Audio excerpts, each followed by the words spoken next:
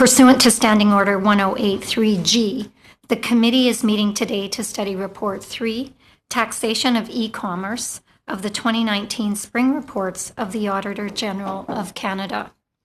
Today's meeting is taking place in a hybrid format. Pursuant to the House Order of September 23rd, 2020, the proceedings will be made available via the House of Commons website. So you are aware, the website will always show the person speaking rather than the entirety of the committee. And I just want to note how exciting it is to have 4 members of Parliament on the committee in the room today. To ensure an orderly meeting, I would like to outline a few rules as follows. You may speak in the official language of your choice. Interpretation services are available for this meeting. You have the choice at the bottom of your screen of either Floor, English, or French. For those participating via Zoom, before speaking, click on the microphone icon to activate your own mic. When you are done speaking, please put your mic on mute to minimize any interference. Should members need to request the floor outside of the time it has been given to them by me, you should activate your mic and state that you have a point of order. If a member wishes to intervene on a point of order that has been raised by another member, they should use the raised hand function. This will signal to the chair your interest to speak and create a speaker's list. In order to do so, you should click on participants at the bottom of the screen. When the list pops up, you will see next to your name that you can click raise hand. This function creates a list of speakers. Unless there are exceptional circumstances, the use of headsets with a boom microphone provided by the House of Commons is mandatory for everyone participating remotely who needs to speak. And of course, should any technical challenge arise, please advise me. I would now like to welcome our witnesses. Joining us today from the Office of the Auditor General are the Auditor General, Karen Hogan, Mathieu Lequesne, Director, and Philippe Lagoff, Principal. From the Canadian Revenue Agency, I would like to welcome Bob Hamilton, Commissioner of Revenue and Chief Executive Officer, and Ted Gallivan, Assistant Commissioner, Compliance Programs Branch. From the Canadian Border Services Agency, we have John Ossowski, President, and Peter Hill, Vice President, Commercial and Trade Branch. From the Department of Finance, Canada, we have Paul Rochon, Deputy Minister, and Andrew Marsland, Senior Assistant Deputy Minister, Tax Policy Branch. You will each have 5 minutes to make your opening statements, so we'll begin with Ms. Hogan. You have the floor. Thank you, Madam Chair. Thank you for this opportunity to discuss our report on the taxation of e-commerce, which was tabled in Parliament on May 7th, 2019. Joining me today are Philippe Legoff, who was the principal responsible for the audit, and Mathieu Lequesne, who led the audit team. As we see every day during this pandemic, the retail landscape in Canada is changing, and e-commerce is expanding rapidly. More people are making purchases online. The increase in e-commerce creates challenges for assessing and collecting the Goods and Services Tax, GST, and the Harmonized Sales Tax, HST. This is particularly true for physical products and for digital products and services, such as music videos, that consumers in Canada purchase from foreign vendors. It is important for the Canadian sales tax system to keep pace with e-commerce and adapt to the challenges and opportunities it presents. This way, the tax base will be protected so that governments can fund vital public services such as social programs. The Government of Canada must ensure that everyone who should remit sales taxes does so, and that the taxes are collected fairly and effectively. This audit focused on whether the Canada Revenue Agency, the Canada Border Services Agency, and the Department of Finance Canada ensured that the sales tax system for e-commerce was neutral and that the sales tax base was protected. We found that the Canadian sales tax system did not keep pace with the rapidly evolving digital marketplace. We estimated that Canada had foregone $169 million in sales tax revenue on digital products in 2017. In preparation for this hearing, we updated that information and estimated that the amount was approximately $247 million in 2019, an increase of almost 50% in 2 years. For digital products and services, the Canadian sales tax system has placed Canadian businesses at an unfair disadvantage in relation to foreign vendors. The Department of Finance Canada's analysis of the sales tax system for e-commerce has shown that there is a risk that the current system could discourage foreign businesses from settling in Canada and encourage Canadian businesses to move their operations to other countries. L'Agence du Revenu. The Canada Revenue Agency and the Canada Border Services Agency have a role to play in ensuring that all taxes are collected and remitted to the government. We found that the agencies had not done enough work to make sure that this was happening. As of today, the Canada Revenue Agency does not have the legislative authority to require foreign vendors of physical and digital products sold in Canada to register for, collect, and remit the GST or HST. In our audit, we found that the agency lacked the authority to implement compliance practices that have been effective in other jurisdictions, such as simplified registration. We also found that the agency had undertaken limited compliance activities to determine if vendors had registered for the GST or the HST. We also looked at how the Canada Border Services Agency managed the collection of taxes on low-value shipments imported through courier companies.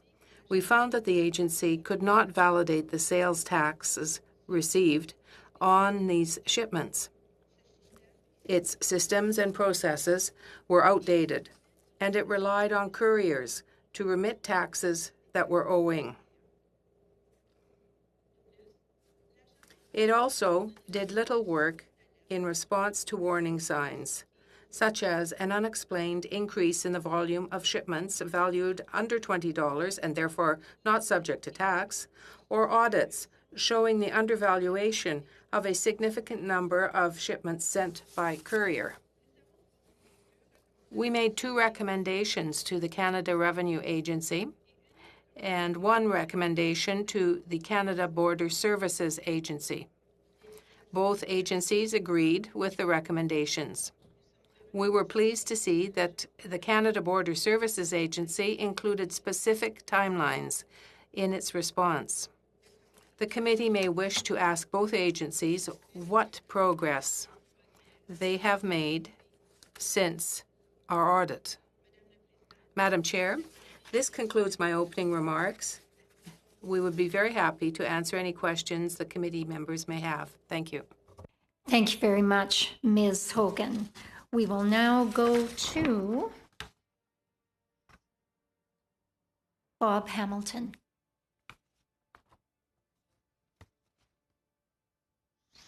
Okay, thank you, Madam Chair. I hope everybody can hear me okay. Good. Merci beaucoup. Et je vais faire mes commentaires. I will certainly be making my comments in English, but I am happy to answer the questions in French.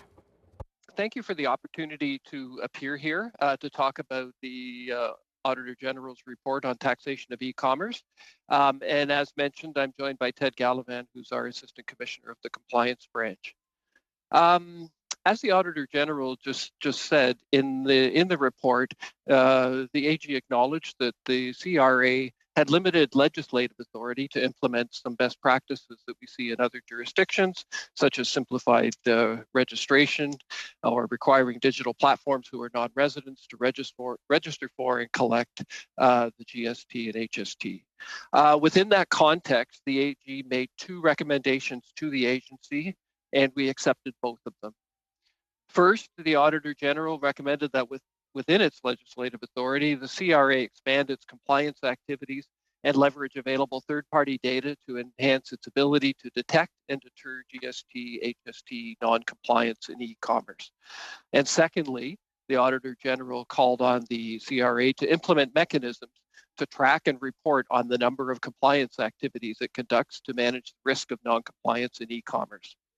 The agency has agreed with both recommendations and has prepared and advanced a detailed action plan with timelines. And today I would like to report to you on our achievements thus far. First, the agency designs its compliance activities in alignment with the level of non-compliance and the tax dollars at risk.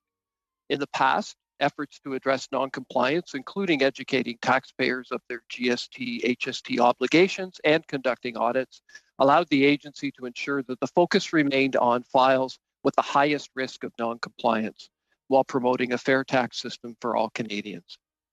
Within the confines of the legislation, we believe our level of compliance actions in the e-commerce sector were commensurate with the level of risk identified.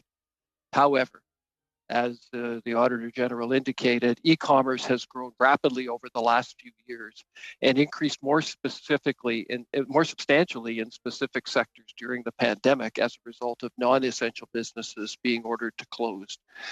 The agency has developed an action plan to monitor and assess the elevated risks on an ongoing basis. With respect to recommendation 1, the agency has developed a comprehensive compliance strategy, which will be finalized next month, December 2020, as committed to the Auditor General.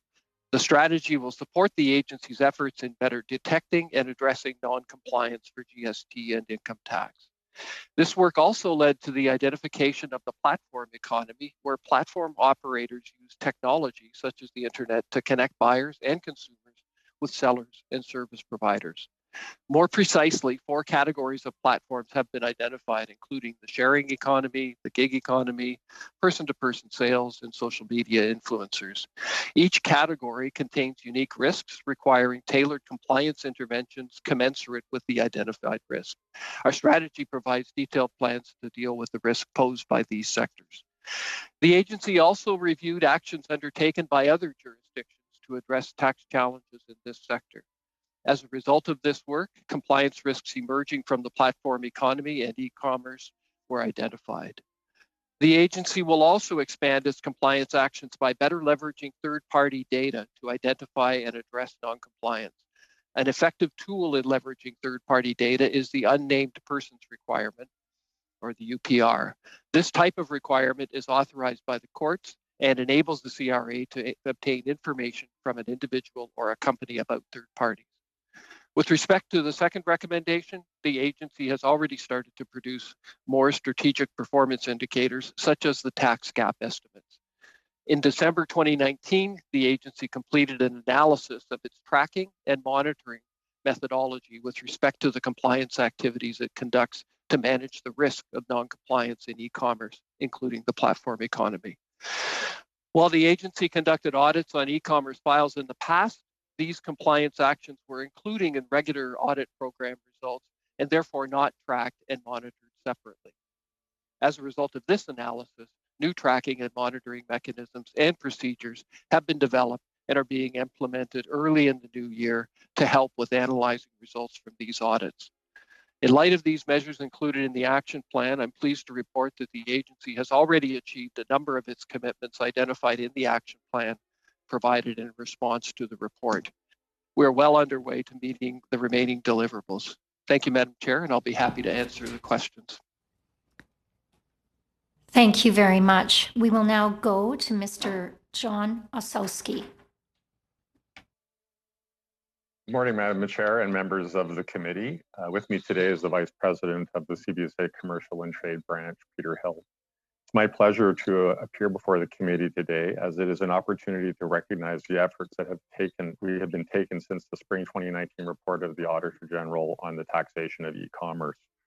We appreciate the work that was done by the Auditor General.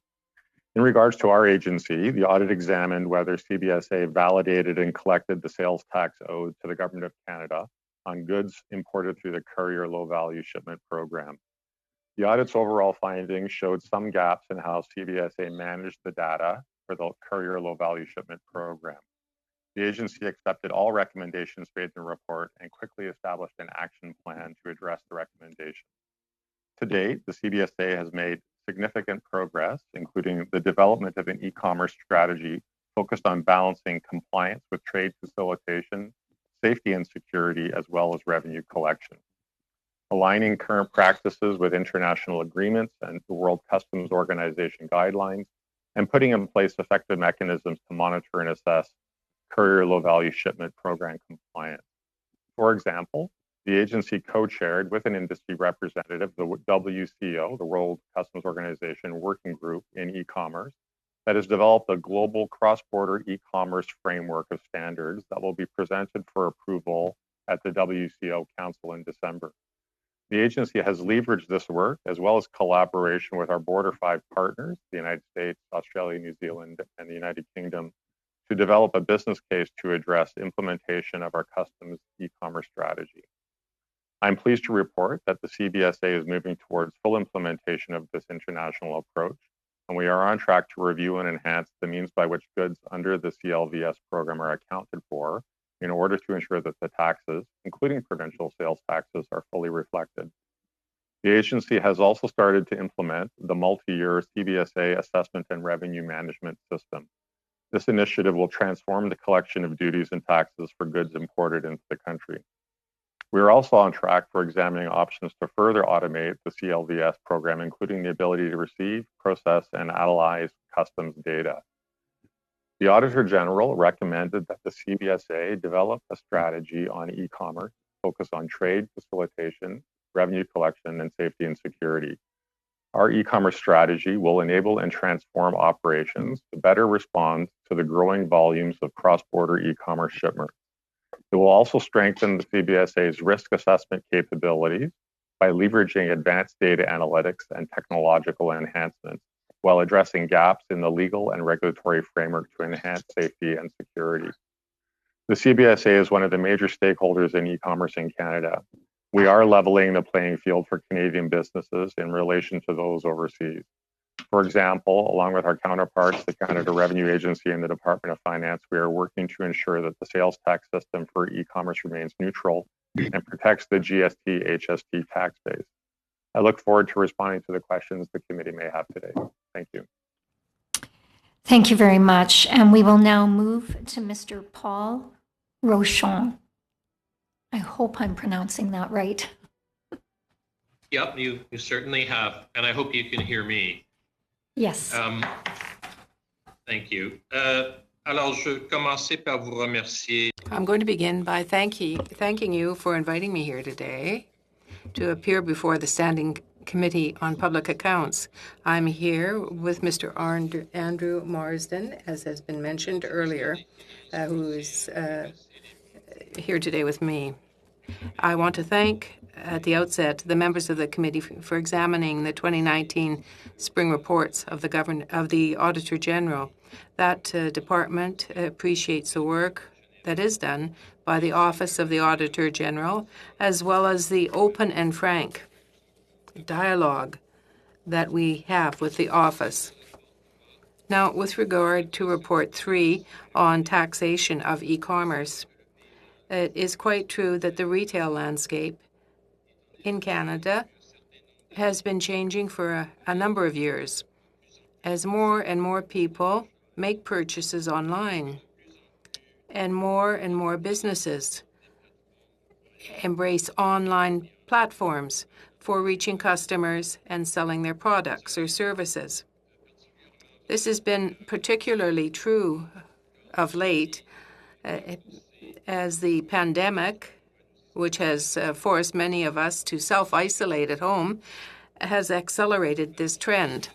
The Department of Finance provides policy advice to ministers with a view to ensuring that the tax system is fair, efficient, and competitive. As the report notes, the department has monitored the e-commerce sector with a focus on what the rapid growth in e-commerce means for our tax systems. We've done extensive work in this area and will continue to do so. In particular, we continue to work closely with the OECD and other countries on examining approaches to ensuring that tax systems continue to work effectively as the digital economy gains in importance in all of our economies. And so in closing, I want to thank the Auditor General for underscoring the importance of e-commerce to our tax system and for this report. And I'd be happy to answer any questions that you might have. Thank you. Thank you very much. Before we move to our rounds of questioning, I did neglect to advise our members that we would be taking the last 15 minutes to deal with some committee business. So just so that you have that in mind, we will now move to our first round of questioning, which is our 6-minute round, and we will start with Mr. Lawrence. Thank you. Thank you very much, Madam Chair. And I'd like to start by thanking all the witnesses for taking the time today. Really appreciate it. And I know that you're all very busy, especially given the pandemic. My first question will be addressing primarily the CRA and perhaps the auditor and CBSA as well, but primarily the CRA. In the report, in the auditor's report, it highlights the fact that most Canadians are not self-reporting the HST and GST on digital purchases. I believe the number was like 548. I want to meet those 548, first of all, because those might be the most honest Canadians that we have, and suggest that the digital giants should be the ones reporting and remitting on behalf of Canadians, as is done in many other places in the world. However, there appears to be an underlying belief or an assumption that it'll be the digital giants that are forced to pay this money, and that Canadians will get their fair share from these digital giants. However, there's no evidence presented in the report or elsewhere which says that this money will actually come from international corporations or not the pockets of Canadians. And indeed, in 2018, our Prime Minister went so far as to say, the reality is that taxpayers will be the ones who will pay these taxes. We on this side of the House, that's the Liberals, not us, the House promised not to raise taxes for taxpayers who are already paying enough for their digital subscriptions and internet. I'd like to raise this to both the auditor and to the CRA. Do you agree or disagree with this statement from our Prime Minister?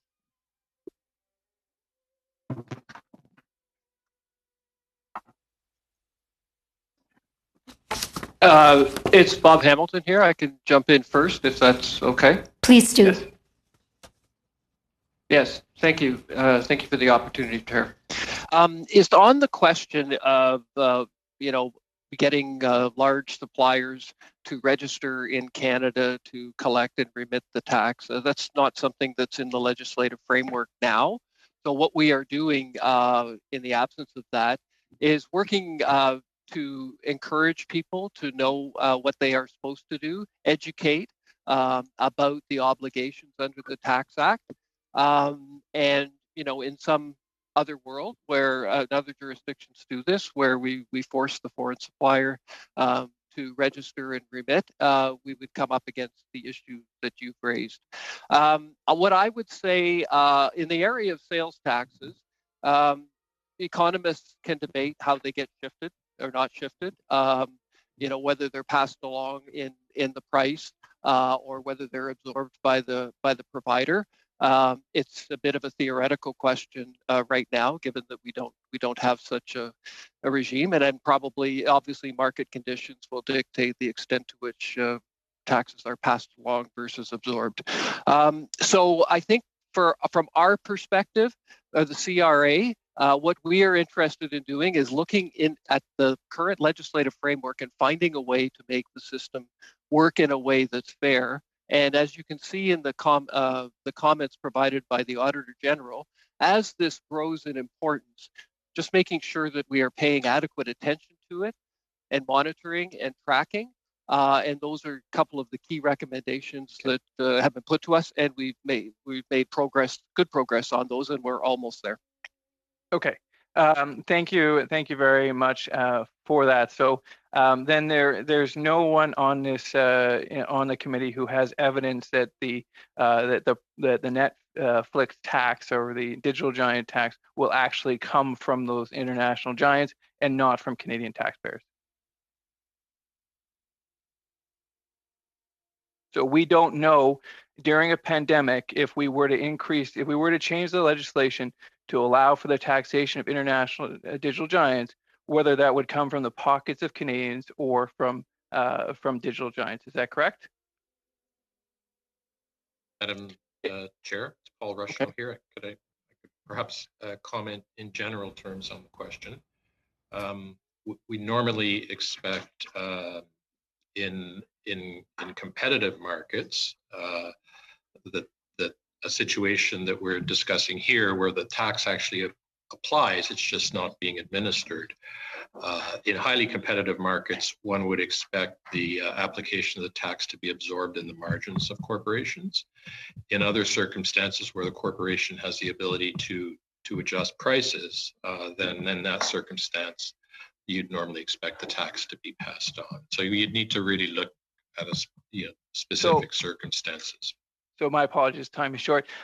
So if at least a portion of that or part of that the tax on the digital giants would be passed on to consumers, do the wealthy pay more for their Netflix subscriptions than do the middle class or even those who are economically challenged? And I'll ask that of the Deputy Finance Minister, if you'd be so kind.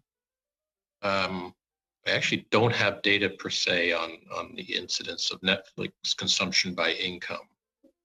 We have various aspects of our tax to try to deal with progressivity, notably the progressivity of our income taxes, as you know well. Yeah, as sales taxes, so generally they are regressive in nature in that they have a greater impact on those with lower incomes. And so if in fact we imposed a tax or change the legislation for direct remittance of this, it would disproportionately affect the lower and middle classes. Is that not correct? Well, a very short question, Mr. Yes. Rochon. Yep, I need to look at that specifically. Of course, we have the GST low income credit to deal specifically with that issue of the incidence of the GST on low income Canadians. Thank you very much. We will now move to Mr. Sorbera. Thank you, Chair, and welcome everyone. It's great to be here on Parliament Hill. My first question goes to more of a congratulatory statement in terms to Attorney General, to Karen, Auditor General, Karen Hogan. I believe this is the first report that we are discussing under your tenure as AG, and I wanted to get some feedback on how you and the team are doing with regards to the other reports that will be coming to us and in preparation, and your resources and how staffing is, and just how the general morale is in the AG in terms of dealing with COVID-19.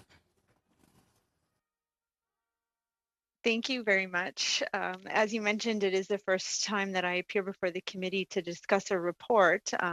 Unfortunately, the report was one that I was not involved in.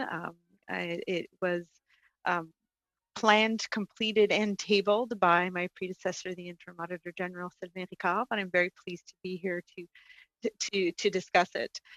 With respect to the other reports that we are working on, we are still on track after the last conversation that I had with all of you a few weeks ago. Obviously, we're continuing to see some pressure, and that puts pressure on timelines, given the capacity of those that we audit and our ability to access information remotely.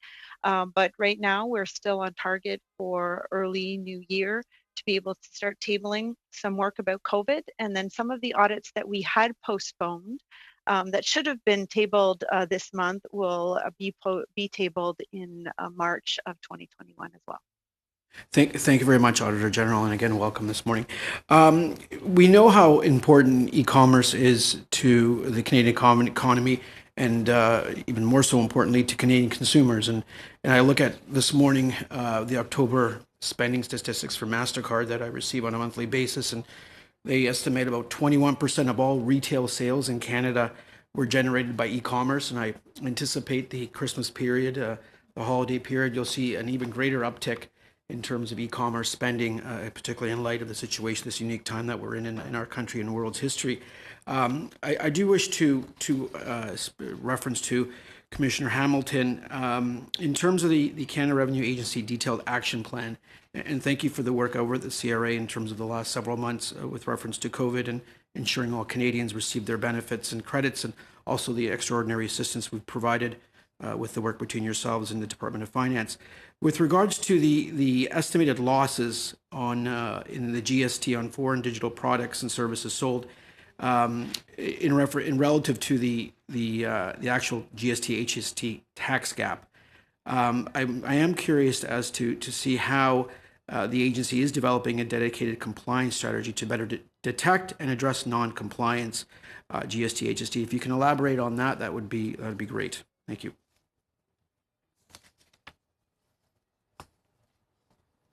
Thank you, Madam Chair. What I would say, first off, reference to the tax gap, it is true that more generally we do studies which try to measure the tax gap, which is the gap between the taxes that would be paid if everything worked perfectly and the taxes we actually collect.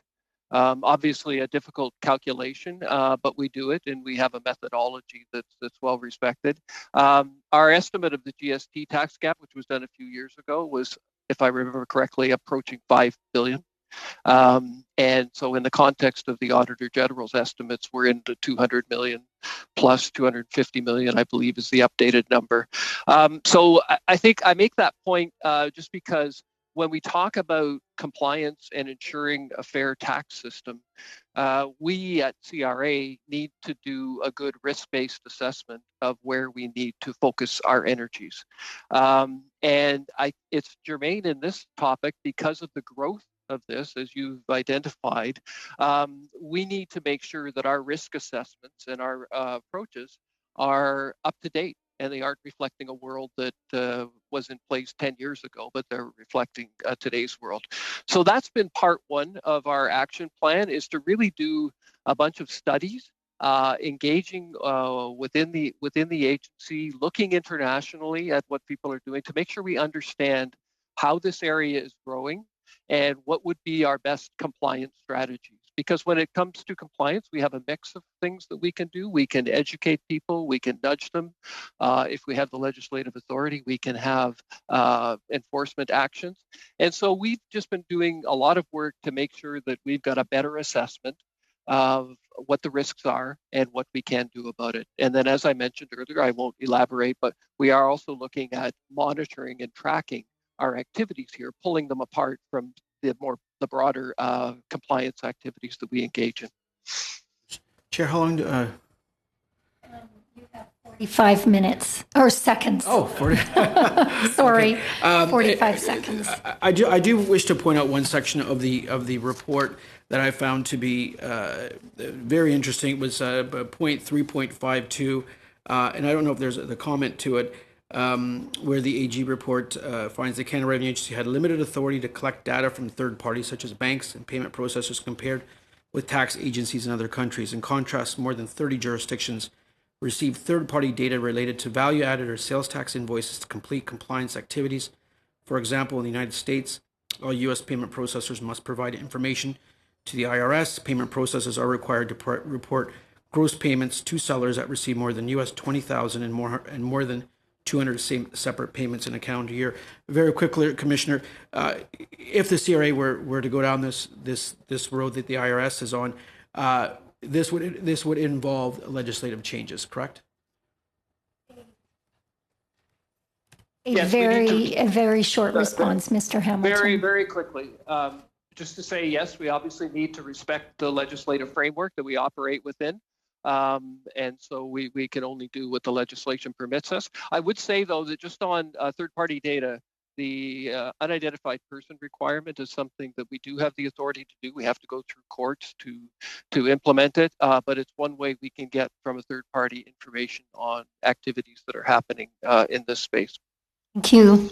Thank you very much. We will now go to Monsieur Blanchet-Jonca. Merci, Madame la Présidente. Je tiens à remercier la présence des témoins aujourd'hui. Thank you, Madam Chair. I'd like to thank the witnesses. The question is, for Mrs. Hogan. I think for the report that you tabled in May 2019 is quite clear. You show very clearly that actually the government is being deprived of huge amounts of tax money, and I'm not gonna, go on into detail. But the fact that we are actually missing $169 million and 247 in 2019. The first one was 2017, and the second for 2019. But we're speaking about 50% of increase over 2 years, and we have not even studied in depth the pandemic and the explosion of e-commerce. So according to you, would it be useful within this perspective to look at the whole taxation system and to try to actually renew it or modify it? Well, as we mentioned in our report, the taxation system has not really followed the rapid evolution of a digital economy. So, a question of change of policy, well, maybe you should ask the deputy minister who is with us here. But what we have done is we have verified whether the system in place was neutral, and we have noticed that there were some inequities in the present system. And we have duly noted of improving possibilities. Well, then I would ask the same question to Mr. Rochon, the Deputy Minister. Same question to you, sir. Yes, thank you. Thank you for this question. I think that we have to put things in the framework, that is, the government actually can gather $38 billion through GST, and there are several factors that have to be taken into account whether you want to impose a tax or not. Within the Department of Finances, of course, we carry out a lot of analysis on this type of topic.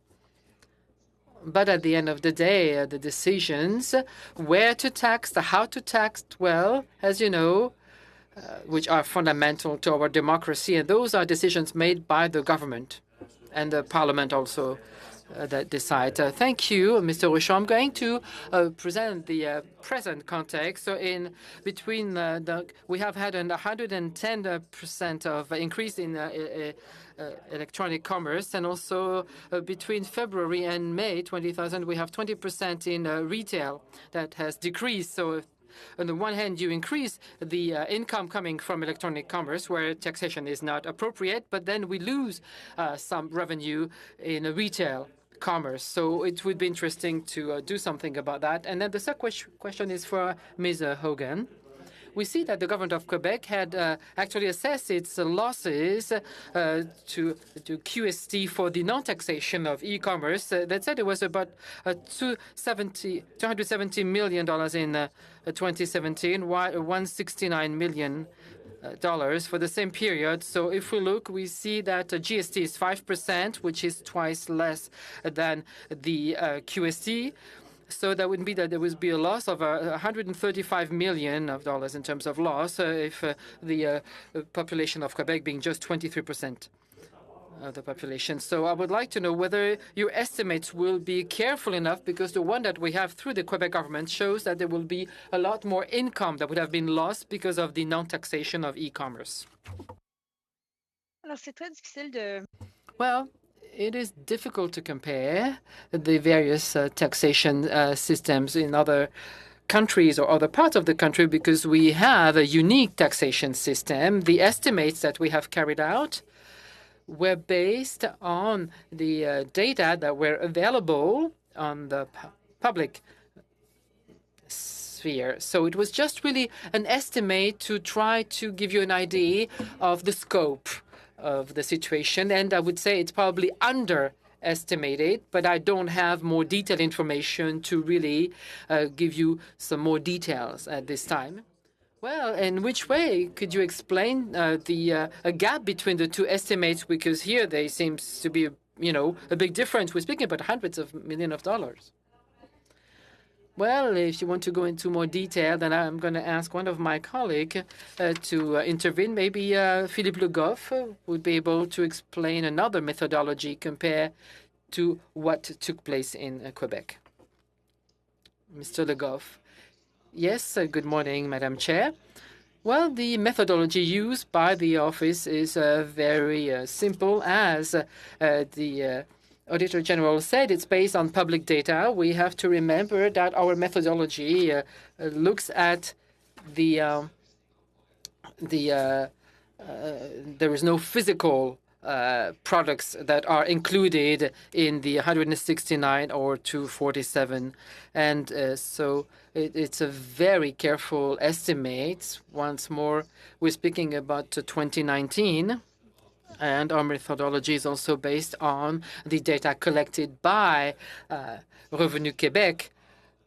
So, and also based on the consumption, in Quebec of non-physical products and services. So it is indeed a very conservative estimates that we prepared here. Thank you. To Mr. Green for 6 minutes.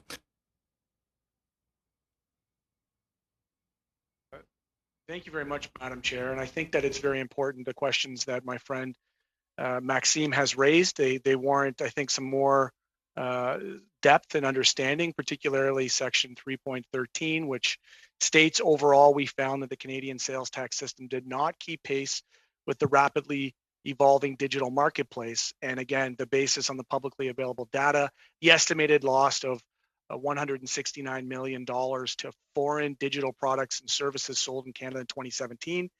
And in addition, the federal government could not assess and collect all sales taxes on e-commerce transactions. I appreciated that Ms. Hogan did, in preparation for this meeting, update the information with the estimated amount of $247 million in 2019, with the increase of 50% in 2 years. This is astounding. And this is, again, as Mr. Blanchet-Jonca has identified, without the COVID variable of what I think will be astronomical figures in the 2020 year. So for digital products and services, the Canadian sales tax system has placed Canadian businesses at an unfair disadvantage in relation to its foreign investors. And ensure even my conservative friends who have so passionately defended big multinationals' ability to operate without taxation, I want to call to attention 3.14, which states that you found that existing legislation combined with the CBSA's poor data management and the low value shipments imported into Canada placed Canadian businesses at an unfair disadvantage in relation to foreign vendors.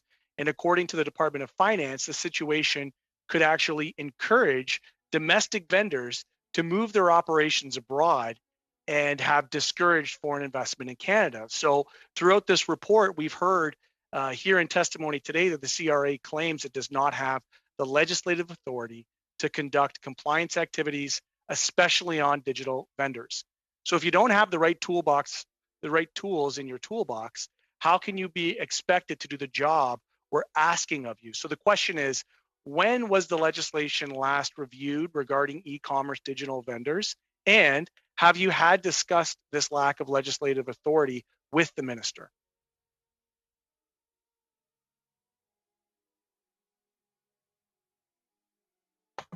A question for Mr. Hamilton or Mr. Rochon?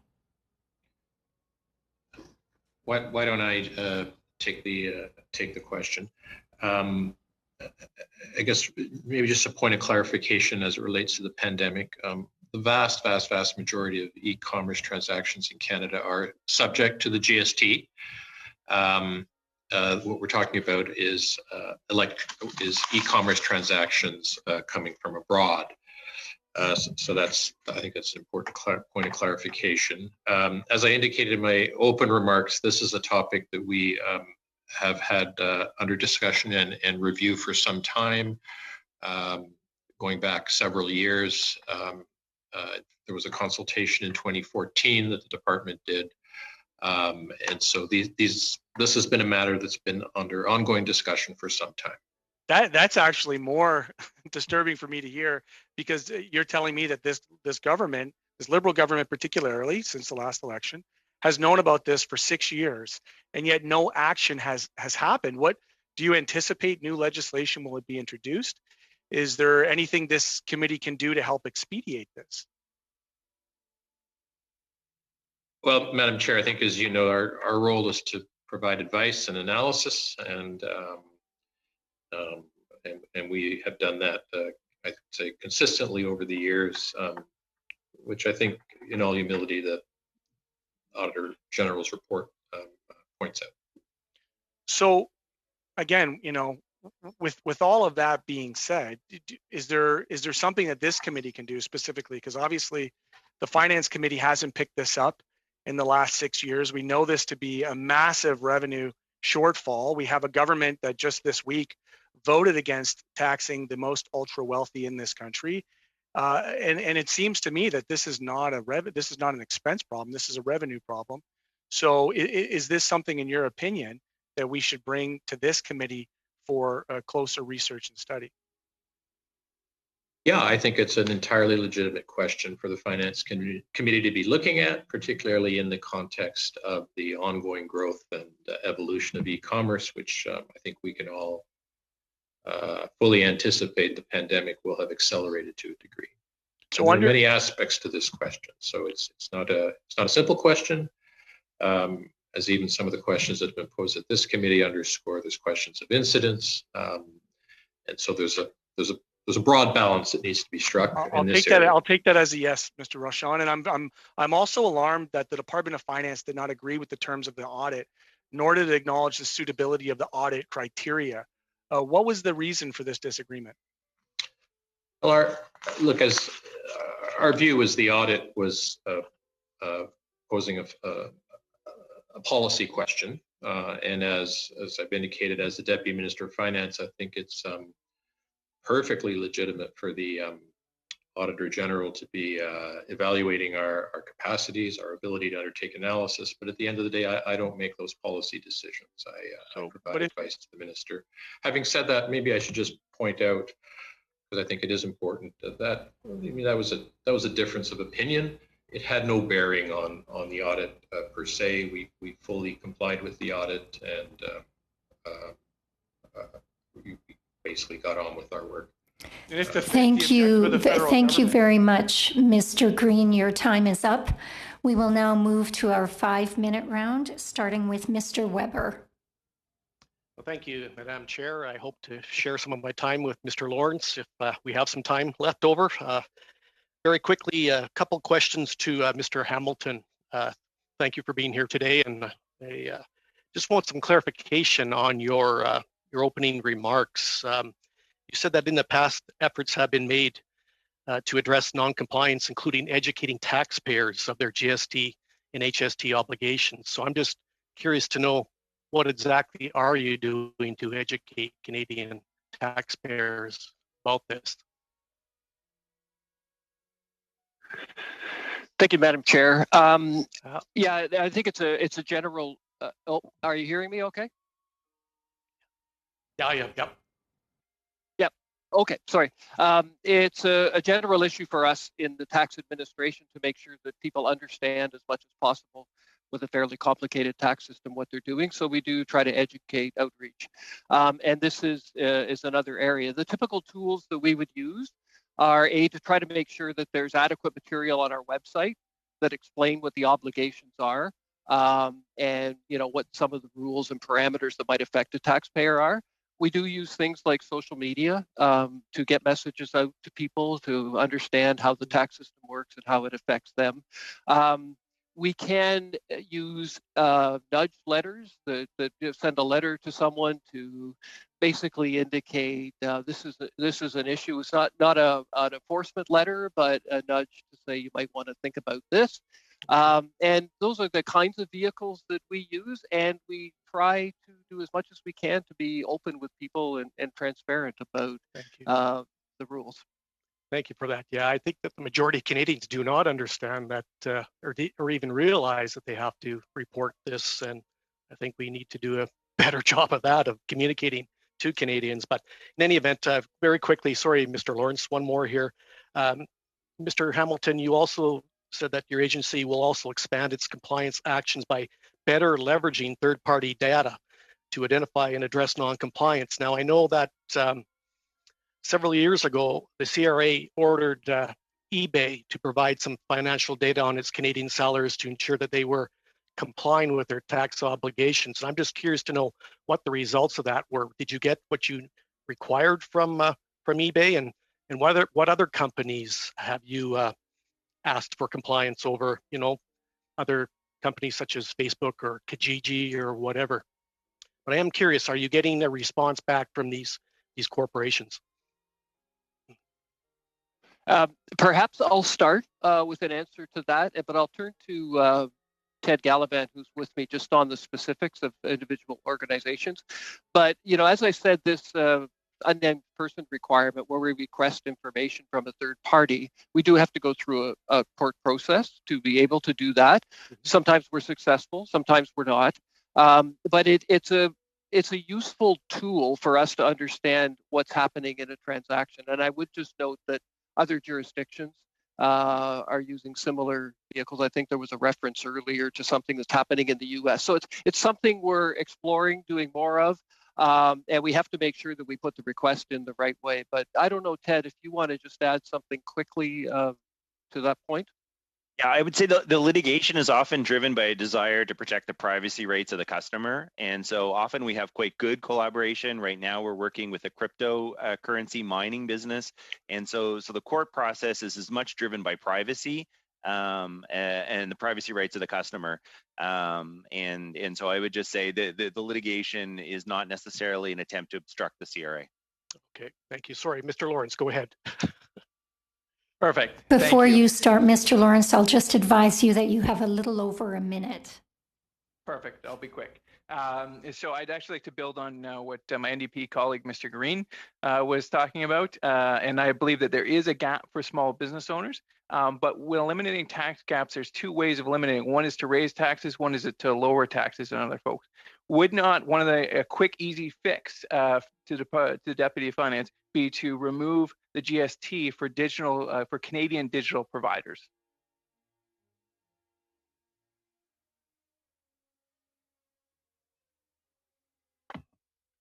Sorry. Well, I think the issue really becomes a question of relative rates of taxation.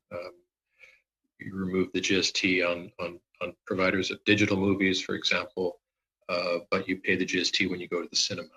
Those are the types of issues one would encounter when you enter that type of discussion. Thank you very much. We will now move to Mr. Fergus for 5 minutes. Merci beaucoup, Madame la Présidente. Thank you very much, Madam Chair. I want to thank all the witnesses who are with us today. I certainly appreciate the work that they are doing for all Canadians during this pandemic. I would like, well, I have a question for the CBSA. When I read the report from the Office of the Auditor General in spring 2019, paragraphs 3.65, according to the OAG, the CBSA was not able to adequately perform its duties because of looking at it on a transaction-by-transaction basis. They would have to turn to electronic procedures to be able to collect the sales tax rather than handling it manually, case by case. Is that the case, that they actually do that? And why don't they have an electronic service at the CBSA? What could be done in the future to change this? Thank you for your question. Thank you, Madam Chair, as well. We recognized for many years now that we needed to get better at the way we were accessing this type of data. And we actually launched as I mentioned in my opening remarks, our new assessment revenue management system several years ago. And in a couple of years' time, hopefully a little bit faster, our new CARM system will allow us to have that access to that transaction level detail. So until that point in time, we're still working with each of the courier companies to use their systems, as well as some piloting that we're doing on different approaches to look at things differently, to access that data and provide more assurance that we are collecting the right amount across all modes, and postal mode, courier mode, and the larger sort of commercial transaction. We're making good progress on the system, and it will be a game changer in terms of not only the courier companies looking at their data, at their accounts, but also for us to look at that and do sophisticated analytics about where we think the risks are and do further compliance work. Merci pour ça, Monsieur Ostrowski. Thank you, Mr. Ostrowski, for that. Could I just ask another question? Do you need legislation to allow you to do what you feel you must? A component of our e-commerce strategy will be to make it mandatory to provide advanced data in the courier mode. That's currently a gap that we would look to have filled as we move forward. Très bien. Une autre question à vous, si je peux. Very good. Another question for you. Once again, the Auditor General's Office said in 2017-2018, the number of shipments under $20 increased very much, an increase of some 33.3% over the past years. Have you analyzed the reason, the cause for this rise in non-taxable shipments? Why hasn't Revenue Canada taken a look at the causes, analyzed the causes for this increase? Yes, that was an interesting observation. And I would just say anecdotally, certainly Amazon has had a huge impact on that type of transaction below $20. Year over year, the volumes are growing tremendously. Just the first 6 months of this fiscal year compared to the first 6 months of last year, overall volumes are up 49%. And a large proportion are these small items, cell phone cases, little things that people are buying. Je l'ai fait ça moi-même. And those types of things have increased dramatically in a pure volumetric sense. But as I say, we haven't done any sort of broad analysis. We're more frontline operations and trying to administer the programs, not only for revenue collection, but for safety and security to make sure that contraband items don't get into the country. Juste à titre d'information, avez-vous... For information's sake, can you tell us what was the increase of shipments from $20 to $2,500 for that same year? I'd have to get back to the committee with that level of detail, but I'm happy to do so. S'il vous plaît, ça serait bien. Yes, that would be much appreciated. Mr. Fergus, I know 5 minutes goes by very quickly. Just before I move into our 2.5-minute round, I would respectfully remind our members to keep their focus on the performance reports rather than policy, as is the mandate of our committee. I will move now to Monsieur Blanchet-Jonquin for 2.5 minutes. Merci, Madame la Présidente. Ma question... Thank you. Mr. Rochon, this question is for you. According to the Auditor's Office, the federal government would have had a loss of $169 million in GST, HST for products that were sold in Canada. You have calculated this loss, but it has not been published. Can you tell us what your estimation of losses you have come up with? I'm going to ask my colleague, Mr. Marsland, to answer the question.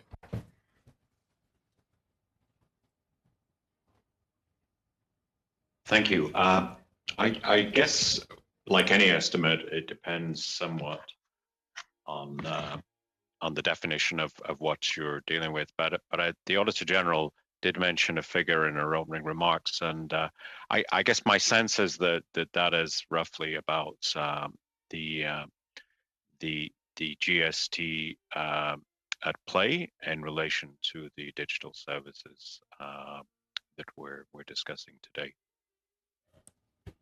Est-ce que vous auriez un chiffre? Could you give us a figure, a more specific figure of your estimation of the losses? I'd have to get back to the committee with a specific figure. Merci. Ma question sera toujours. Thank you. My question is still for Mr. Rochon. From a legislative or administrative perspective,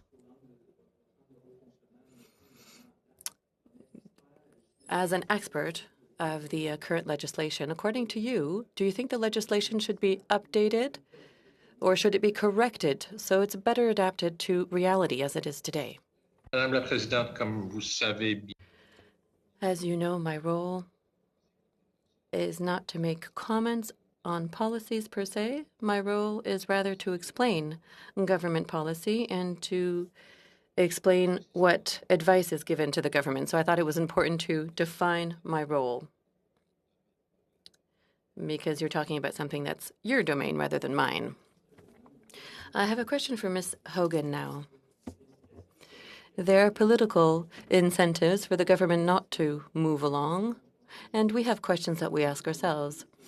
Do you think that the committee is dealing with an explosive question that we should deal with in more than 2 hours to really know what the situation is all about? That's a decision that the committee must make. The committee decides how much time it wants to spend on a given issue. I would echo what Mr. Rochon said. My role is to inform you, to give you information so that you can make decisions based on that information, quality information that's provided to you. So that's really an issue that Parliament has to deal with if a legislative change is indeed required. The Department of Finance has analyzed the situation quite efficiently. To Mr. Green for 2.5 minutes. Thank you very much, Madam Chair. In paragraph 3.50, in reference to the accommodation sharing, you are quoted as saying that you found that although the CRA identified the sharing economy as a risk in its annual corporate risk profiles, it had no planned compliance activities targeted specifically at the accommodation sharing sector. Statistics Canada reported that this sector generated revenues of $2.8 billion in Canada, and yet you found that the CRA audited only 4 property management companies. So if the accommodation sharing has exploded as an industry over the past several years, this is to the CRA, how is it that you've only conducted audits on 4 property management companies when you had identified this sector in your risk profile?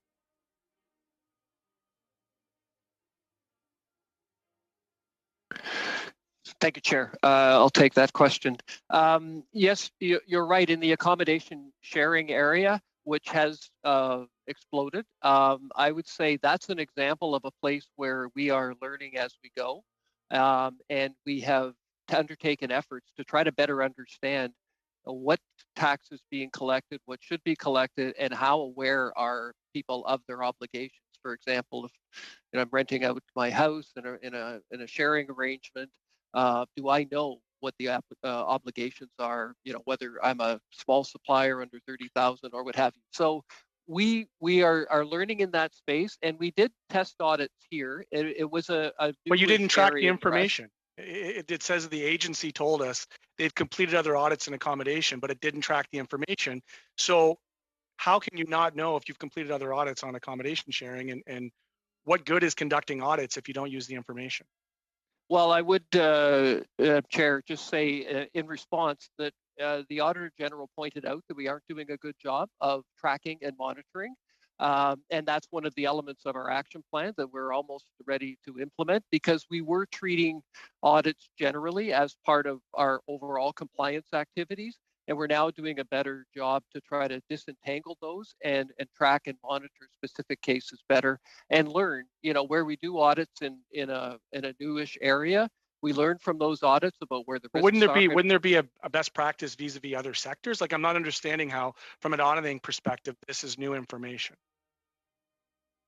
Well, it's new information in the sense that the risks grow, and we pay more attention to it, as people evolve. Like if you went back 10 or 15 years ago, you wouldn't see nearly the level of activity. No, I mean, that's fair. Now. But Thank you. Thank you very much, Mr. Green. I'm sorry your time is up. We will now move to our 5-minute round, starting with Mr. Berthold.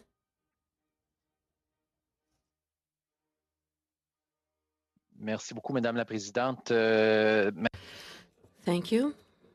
My question is for Mr. Hamilton. Mr. Hamilton, in the Act, in the various acts, where does it say that some sales are exempt or from GST, HST?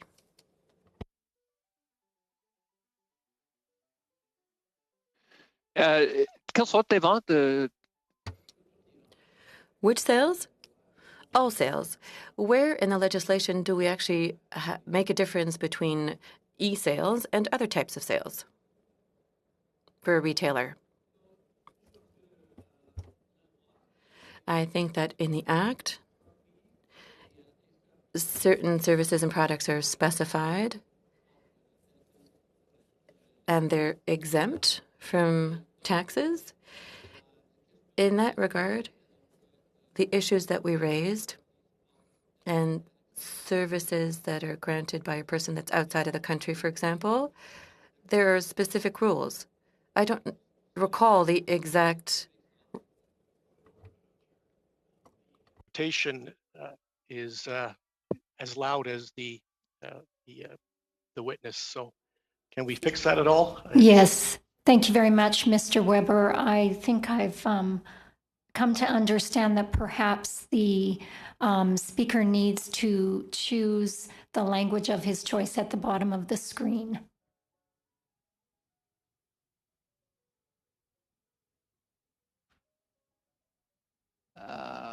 Okay, in the interest of time. Monsieur Hamilton, je vous remercie. Mr. Hamilton, thank you. Thank you, Mr. Hamilton. I'll try to be more specific. In Canada, earlier on you said that you were making efforts to inform people so that they could actually fill out their tax forms when they bought products from outside. As a consumer, personally, I never got any kind of information from the Canada Revenue Agency to that effect. So I don't really consider that the agency really put out a lot of effort to make Canadians aware of the situation. Have you already imposed sanctions to Canadians who have not filled out that sort of report?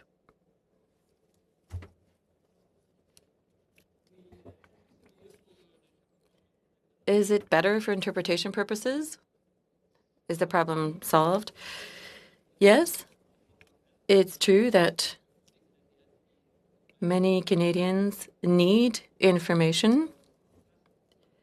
And as I said, we have information on the web for Canadians. What we're doing now is we're improving the process so that Canadians can be better informed. Have there actually been any fines or any sanctions for Canadians who haven't filled out the proper reports? $247 million are at stake here. We're talking about products that are purchased by Canadians, but they're not taxed. So out of this amount of money, has the agency tried to recoup the amounts due to it? I think that you must differentiate between the $249 million that you're referring to and concrete transactions. If there is a concrete transaction, it would be possible to impose fines and penalties. The Auditor General has mentioned the issue. Yes, but Mr. Hamilton, let's be clear. Have you imposed any kind of penalties on Canadians who would not have filled out the proper reports when they bought, I don't know, a microwave on Amazon, for example? I could check to see. Maybe Mr. Gallivan has a better answer. It's possible, but I don't have the information at hand. Mr. Gallivan, did you have any further information? For your information, I would say that what we're concerned with is the level of risk. So the people that we're talking about is people who have 20 apartments or 20 houses. That's very well, Mr. Gallivan, but my question is very specific, and it's directly related to the audit. I would like to know what the measures have been and implemented by the Canada Agency, because we're talking about $247 million here. Somebody who bought a microwave, for example, I'm sure that Canadians have purchased lots of microwaves. In a case like that, has the Canada Revenue Agency imposed any penalties to Canadians who have not filled out the proper paperwork? Madam Speaker, I'm sorry, your time is up. Perhaps we could ask the Canada Revenue Agency to provide us with an answer in writing unless the question can be asked again later on in this meeting. I will now move to Mr. Blois. Thank you, Madam Chair, and thank you to all the witnesses. This has been a very intriguing discussion today. I'm going to start with Ms. Hogan, and I'll try to cover ground quite quickly. You mentioned $169 million in terms of lost revenue that could have come to the Government of Canada. That might have increased to about $250 million, I think you just mentioned in your comments. Is it presumably even higher, given the fact that you don't really have a bit of a bandwidth in terms of products that might be coming under that low value shipment program that you really don't have any eyes on? Is it fair to say that number could be even higher? I think you've categorized it well. That number is based on e-commerce that we looked at and did not look at physical goods that would enter through the low value dollar shipment program. So yes, if you incorporate both, then this number is, as we said earlier, on the low end of an estimate. I want to go quickly. It's outside the scope of this report, but obviously this is dealing with international e-commerce products that are finding their way into the country. What about between provinces domestically? Could you just, in 20 seconds, give me a quick, what type of mechanisms are in place for the provinces in terms of collecting their own source revenue? I unfortunately don't have that. Maybe Philippe does, but really where we're seeing the lost revenue is when it is a foreign vendor where the products are coming from. Okay, thank you. I'd like to go to the CBSA and talk about the fact that obviously at the border there is some level of compliance. One of the recommendations, of course, was to try to evaluate a little bit more around the courier low value shipment program. What percentage of products, so to speak, physical products that would be coming into the border are actually, stopped and evaluated? Now, I understand that this is a double-edged sword. We have a huge border that needs to make sure that we can move goods quickly across, but what percentage roughly of those programs are actually audited, so to speak, at the border to ensure that they are valued under $20? I'd have to get back to you on a percentage. I would say that with 7 million shipments a month that we're getting, certainly it would be done on a risk-based approach. So first of all, if we have some suspicions because of some knowledge of a certain supplier or some issues with some particular good that might be counterfeit, that we would pull it aside and assess. Other than that, we work with their carrier companies and their systems to validate that the tax has been collected properly. I would just be clear, though, that the Auditor General made no such reference or no estimate about what was being leaked through the courier low value program. That 169 that is being referred to is about the digital services. It's not about goods, but we will get back in terms of if there's something around $20 as the Auditor General mentioned. Thank you. Appreciate that. I'd like to go to Mr. Hamilton. Look, exhibit, I think 3.1 in the Auditor General's report was very illustrative for MPs to be able to see the different web of how we collect GST and HST for products. There is a register required for essentially digital products, sound, movies, perhaps anything digital in nature, where there is a requirement for businesses to register. Is that something we've contemplated or something that we could look at in terms of having companies that are physically shipping products in, like the Amazons and some of the bigger players? Perhaps I'll let Ted respond to that question. Ted? Yeah, I think the crux of this issue is that non-residents who are distributing the goods don't have to register. And so if I understand your question, it is, would the legislation fix it? And I think that's been the crux of the discussion. If there was a requirement of foreign-based businesses that are selling into Canada to register, which is the OECD model, then I think that would make a significant dent in the leakage that you're talking about today. And I can say the CRA is active with the OECD. We're active in terms of e-invoicing and the technology, and spending 1.3 million this year kind of setting up the IT infrastructure that would allow us to ingest that data. And so we're hopeful that either under a voluntary regime or a legislative regime, we at some point will be getting the data we need to enforce compliance in this space. And that can I ask a quick question? Because I only have 30 seconds. So I understand we don't have legislation that makes it compliant for these companies. Is that why we do it through the actual courier companies? We work with them to be able to do it because there's no other real mechanism to get registered companies en masse to do that?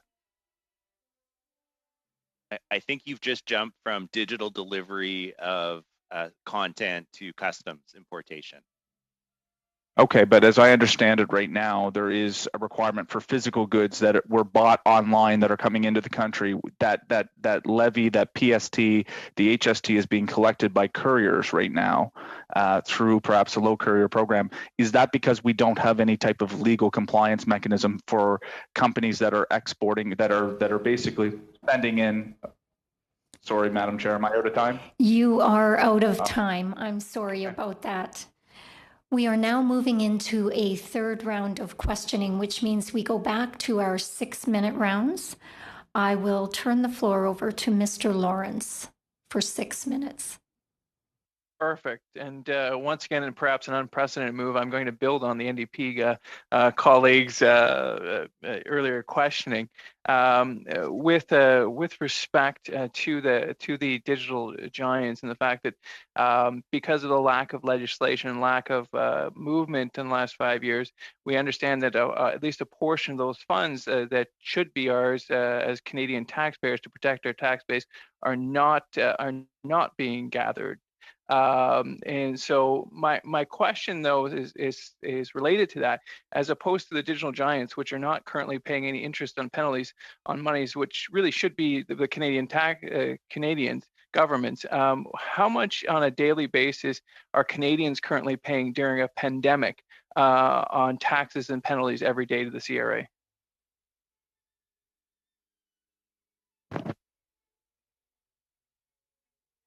Yeah, sorry, Madam Chair, it's Bob here. I'll have to get back with a specific number on interest and penalties during the pandemic. I certainly don't have that at my disposal. And I would just say, as we talk about these issues, one of the things that we try to keep in mind here, and as we discuss it internationally, is differentiating between the different types of transactions. You know, we've talked about goods coming in, digital services, and then digital giants. So I think it's important to parse these and understand the components, but I'll do my best to find the numbers that were referenced. Thank you. Thank you, Mr. Hamilton. One other question that you may not have an answer to, but would appreciate if you could get back to, is how many Canadians are currently in arrears with the CRA? Is that possible for you to get back to us? Let me see what I can do. I certainly don't have that number at my disposal, and that will be a number that changes over time, obviously, and we're seeing, you know, as we go through a pandemic or certain circumstances can change that. But let me see what best number I can give you to give an order of magnitude. Perfect. The next questions are with respecting the privacy and the third party request for funding. So I'm wondering if Mr. Hamilton, you would be opposed to reporting for all of your department or yourself personally, all of the bank accounts you currently have, all of your investment accounts that you currently have, all of the real property you have, the vacations you've had within the last 10 years, and all of your income to the committee. I'm suspecting that might be an issue for you, that you wouldn't want to do that. Is that correct? Just a yes or no is fine. I would do it if I had to. Yeah, but I don't have a comment on that question. Yeah, no, and that's exactly. I think many Canadians are in the exact same position as yourself. And as one of the recommendations that the Auditor General made that I found a bit troubling was to use more third-party information, especially given that the CRA just had a cyber breach mere months ago. So we are gathering this information. The government has overstepped. Statistics Canada trying to get bank account information. The government of Canada is now trying to get more and more information when it's been proven that you cannot keep that money safe. So, and how in good conscience can anyone recommend that the government aggressively gather information from law-abiding taxpayers? Madam Chair, I guess the assurance that I can give you, the CRA takes very seriously its privacy obligations. And we have a lot of sensitive information here. We get access to it. And so we work very hard to make sure that we don't violate the privacy laws of this country and that we protect the information that we have.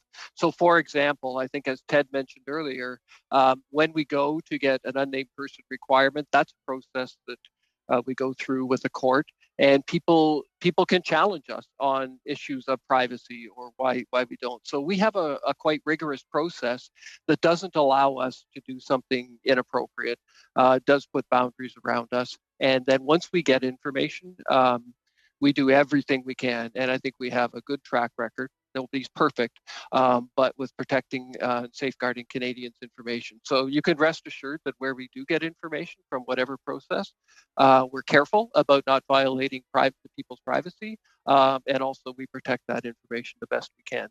But it does help to us in some cases to know what's going on, where we can focus our efforts in that risk-based approach that we take. How much time do I have, Chair? Of 1 minute and 10 seconds. Thank you. So one of the things that came to mind is reviewing the report. If we do increase enforcement either on taxation of the digital giants or on goods coming into our country for the collection of GST and HST, perhaps the Deputy Finance Minister could comment if there would be any reciprocal actions by any of our trading partners as we attempted to collect more tax from perhaps some of their resident corporations. I do not believe so in this case because we're talking about sales tax. There's a larger debate on the income taxation of digital giants, which is I think what you were referring to. For example, the French digital service tax.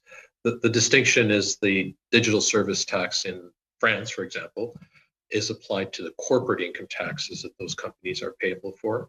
This is what we're talking about here is the goods and services tax. And I do not believe there's an international dimension to this. Thank you very much, Mr. Lawrence. We will now move to Mr. Berthold. Oh, I'm sorry. We will now move to Mr. Longfield. Thank you, Madam Chair. I'm the less good-looking one. I'd like to share my time with Mr. Blois. He was in the middle of a thought that I think would be really good for our committee to get completed. Thank you very much. And through you, Madam Chair, to Mr. Gallivan. We were talking, and I'll go back to its Exhibit 3.1 on the Auditor General's report. It talks about physical products imported into Canada after being purchased online. And talks about foreign companies that are non-registered and non-resident vendor not carrying on business in Canada.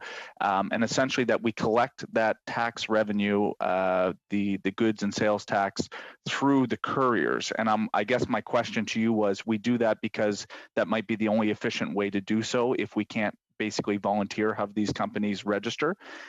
That would be the first part of the question. The second part would be what percentage of those transactions that are coming into the country this way, these physical products that basically these companies have no association to the country and no other ability, what percentage would that be if you have any idea? And again, as I was trying to defer to colleagues from Customs to address the importation aspect.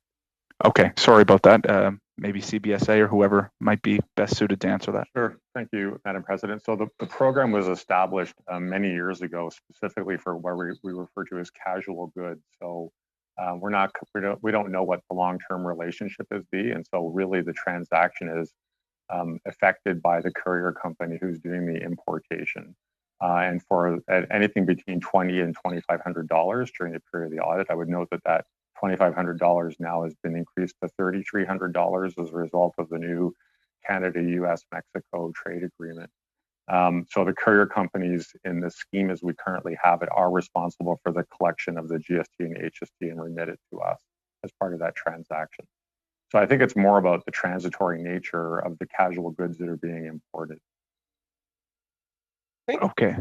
Okay. Thanks, Lloyd.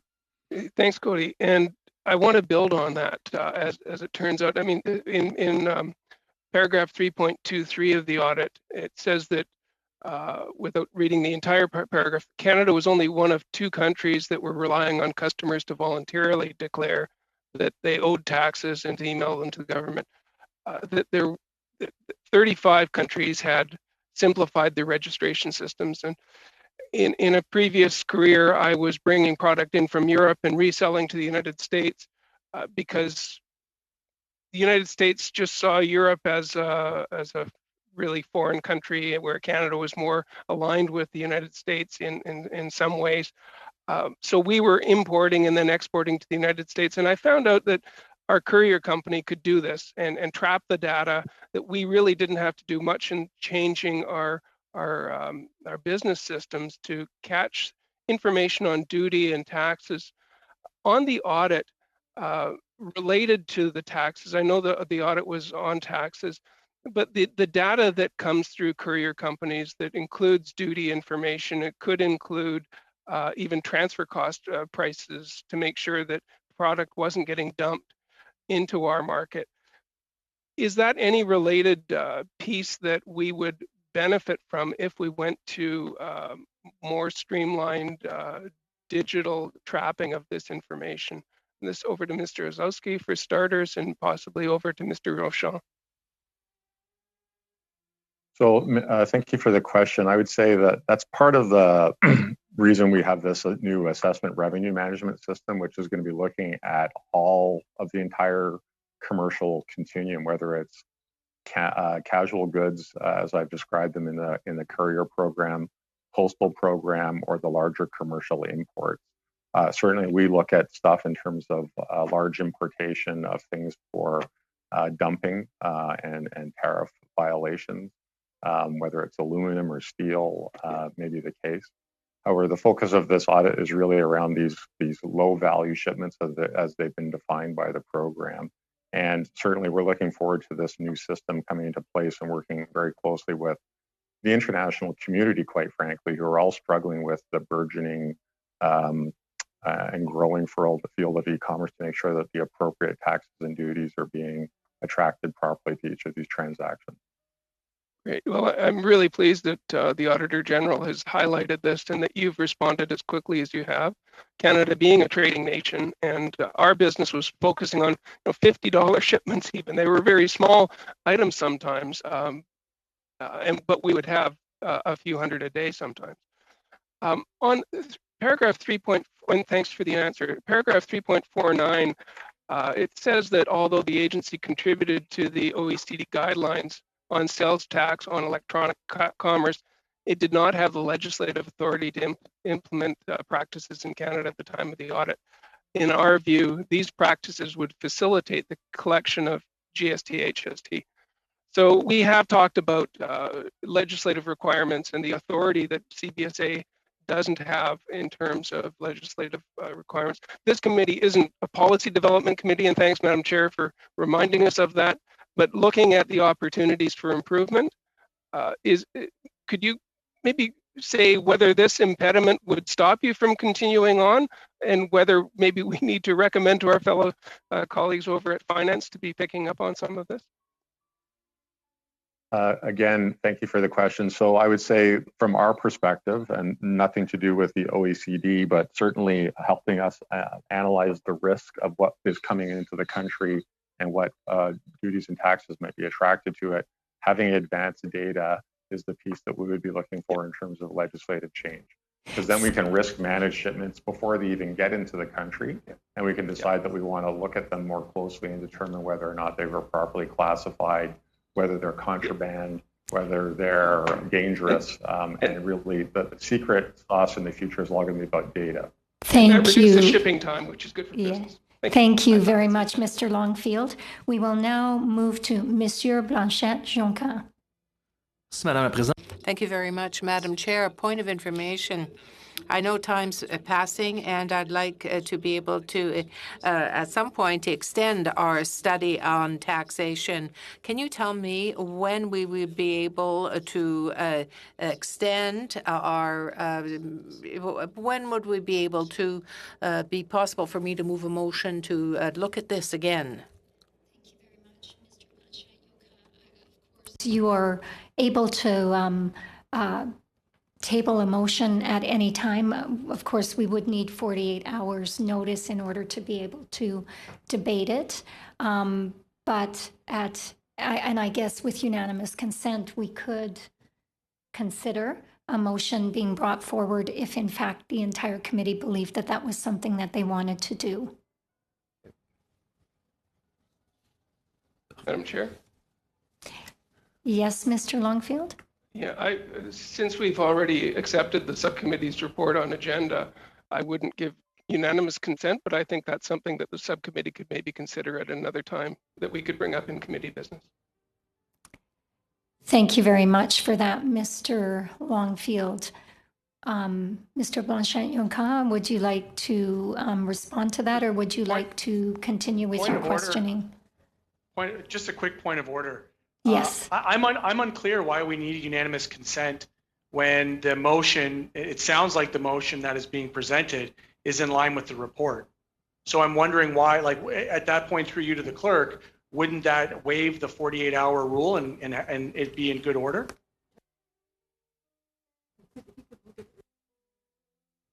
Yes, Mr. Green, you are correct. Technically, he would be well within his rights to move a motion at this time. Well, just let the record show that I stood for the bloc's rights to present motions here in committee. Thank you very much, Mr. Green. Mr. Blanchet-Jonquin, how would you like to proceed? Merci, Madame la Présidente. Merci, mes collègues, pour les informations. Thank you for the information. I will continue with my speaking time, but I would like my colleagues to intervene, but I won't table the motion without notice. So perhaps I could do it at the end of my questioning. La question va être pour Monsieur Hamilton. For Mr. Hamilton. Mr. Hamilton, the CRA said to the Office of the Auditor General that it didn't have the legislative authority to deal with house sharing platforms that didn't collect the GST. Can you explain to us, when this is done by some provinces, why you don't have this authority to intervene?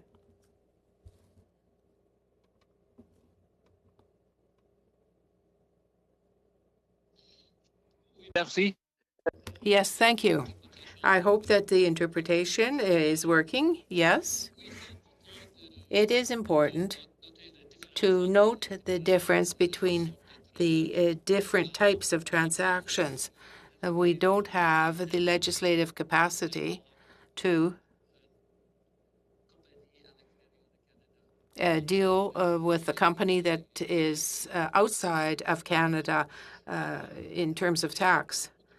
But in other cases, when a person who is in the accommodation sharing platform market or wants to rent a house, the legislation is quite different for that type of transaction. And something that's very important in their report, it involves services. If the company situated outside of Canada has an administrative structure to provide the tax payments, that is a reason why there is this difference. Thank you, Mr. Hamilton. I'm going to continue now to follow on what Mr. Berthold was saying. The CRA is very quick to collect the taxpayers' money, and sometimes they collect, sometimes they don't. So sometimes it's a game of chance. So why don't you systematically advise people that there is a voluntary tax declaration that will have to be paid?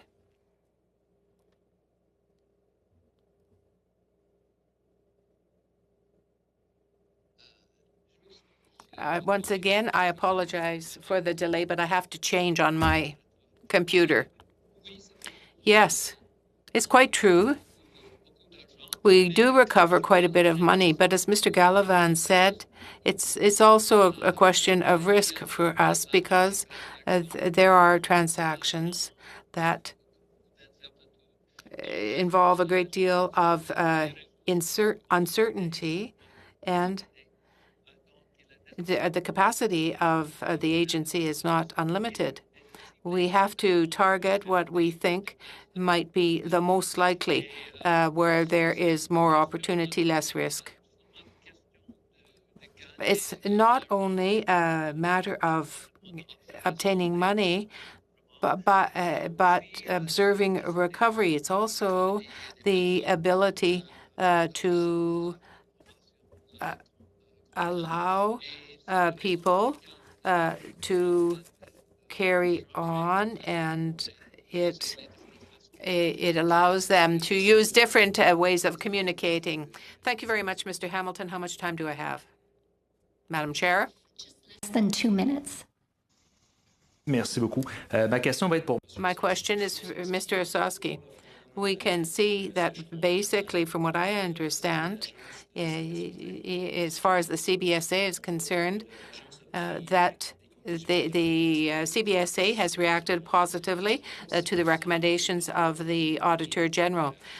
What means are being used to be able to benefit from the taxes that are going to be collected? Is there a limit, or is there an optimal amount of money that would help you to better inspect and to make a better checks on what was recommended by the Auditor General?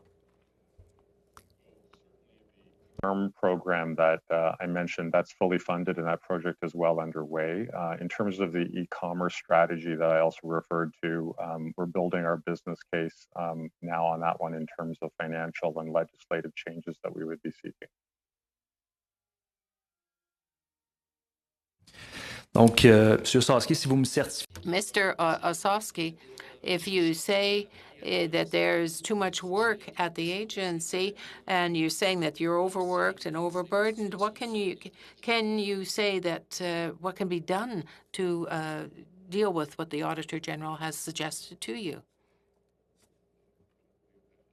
The question, Madam President, but I don't believe that I said we were overworked. I said that there are huge volumes definitely in the e-commerce mode, and we recognized for some time that we need to put systems in place to allow us to manage this more effectively. We've been working with our international partners to set global standards for this. We've been developing our own unique capabilities in this in terms of new technologies to sort of understand the data that we'll be getting from systems like CARM, and working with our private sector partners to understand what they are seeing from their proprietary systems. Thank you very much, Mr. Blanchet-Yoka. We will now go to our last questioner, which is Mr. Green, for 6 minutes. Thank you very much, Madam Chair. I'm going to do something unorthodox. I'm going to break the fourth wall of politics and give a shout out to my staff, in particular Tyler, who has done a great job in my briefing for today. And in section 3.68, paragraph 3.68, between 2014 and 2018, the CBSA conducted 3 compliance exercises that randomly sampled shipments in the courier low volume shipment program. In the fall of 2016, for example, the agency analyzed selections of 3 courier shipments to determine that the compliance with this program. It found out the value was inaccurate in 22 sampled shipments and declared as valued being between $20,000 and $2,500. So although the agency identified this as a concern, it did not take action. And in the report's opinion, this is a significant non-compliance rate should have triggered a broad review of the program. So then again, March 2019, at the end of the audit, agency officials presented the basic e-commerce strategy that had been developed since 2016. And it stated that the purpose of the strategy was to address out-of-date business processes and system capabilities, which were attributed to the revenue loss. As of March 27, 2019, the agency had not formally approved this strategy or developed any implementation or business plans. Question: why has it taken so long to take action and to formally approve your basic e-commerce strategy when you've identified concerns at least 6 years ago?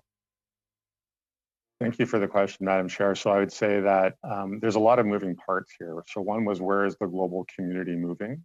And as I mentioned, the WCO, the World Customs Organization, has been a key player here in terms of international standards. And that is something certainly we were waiting for, to make sure that our strategy was aligned with the standards. And that is right down to, these are the data elements that you're all agreeing to provide each other. And that's critical for us in terms of knowing what is going to be mandated for countries to make sure that people are providing to each other to do the appropriate data analytics. So that's an important component. But if I may, on that particular point, why did you not put interim strategies in place while you waited for the formal approval internationally, or for these standards to be brought forward? 6 years seems like a long time to not implement your own plan.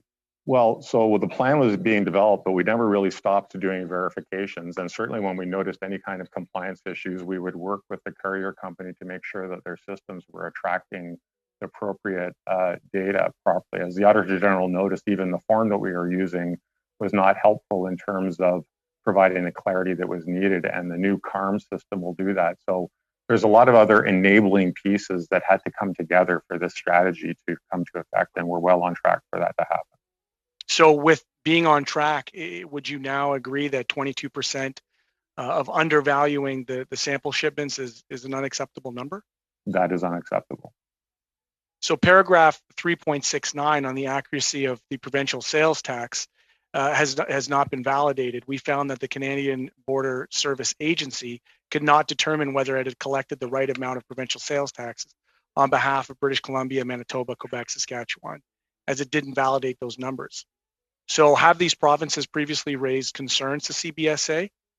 The only province that raised any kind of concern with this was the province of Quebec, and it was on the postal program, and actually went in 2018, Revenue Quebec, to work with us on the postal program to review the transactions on a pilot basis. And after 4 months, they found no significant leakage, and the pilot was terminated. So I can say that we're in much better shape than we were in previous years, just because of renewed focus. But no other province has made any complaints to us about tax leakage on it. Well, they may after this committee meeting, if they're watching. What recourses would the provinces have on lost revenue? Well, we would, unfortunately, I think once the transaction has happened, it's happened. I think that it would be hard to go back historically and dig up some of these pieces, because we might not necessarily have all of the data. But certainly on a go-forward basis, the CARM system, as we're talking about, will be a game changer in terms of a self-serving environment for the courier companies and other importers to look at their full accounts at a transaction level. And that will provide a lot more assurance to the provinces that we've got this appropriately managed. So this question, thank you for that. This question is for the Auditor General. Mr. Green, I am so sorry. I believe that your time is up. How much time was I allotted? 6 minutes.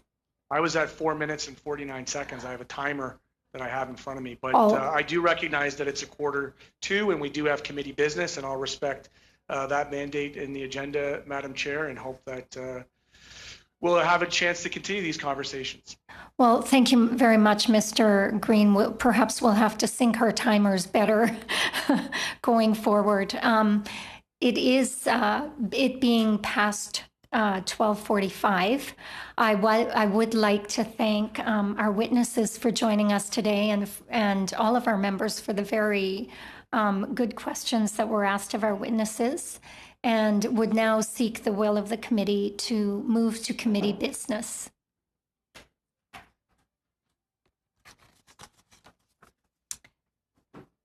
seeing no dissension to doing that. We do have a number of standard study budgets that we must approve going forward.